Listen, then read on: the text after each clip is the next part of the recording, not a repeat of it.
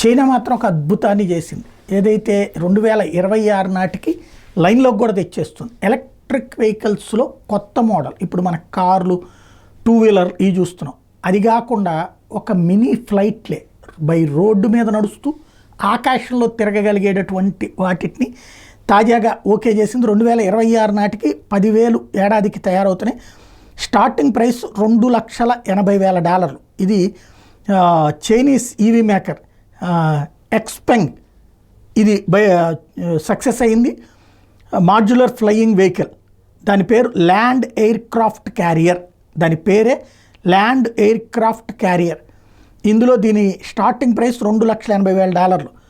2,000 ఆర్డర్లు already book అయిపోయినాయి. దానికి అంటే తయారు చేయడానికి అలా తయారు చేయకముందే రెడీ అయిపోయింది. 5 నిమిషాలలో ఎయిర్ క్రాఫ్ట్ గాల్లోకి లెగుస్తుంది. ఎయిర్ క్రాఫ్ట్ క్యాబిన్ ఇద్దరు ఉండటానికి సరిపడేటటువంటి విధంగా ఉంటుంది. 5 నుంచి 6 షార్ట్ ఫ్లైట్స్ ఫుల్ ఛార్జ్తో పనిచేసేటటువంటి పరిస్థితి ఉండదు. ఒకసారి ఛార్జ్ చేస్తే mothership can charge air craft battery. ఇది 30 నుంచి 80% 18 నిమిషాల్లో ఛార్జింగ్ అయిపోతుందట.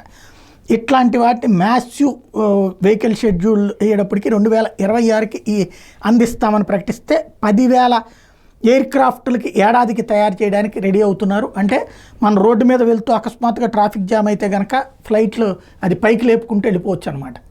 మరీ విమానాలంతా హైట్ కాదు, అలాగని చెప్పి నేల మీద కాదు, అలా ముందుకు వెళ్ళేటటువంటి సరికొత్త వాహనాల్ని, అది కూడా ఎలక్ట్రిక్ వాహనాలకి ఓకే చేసింది.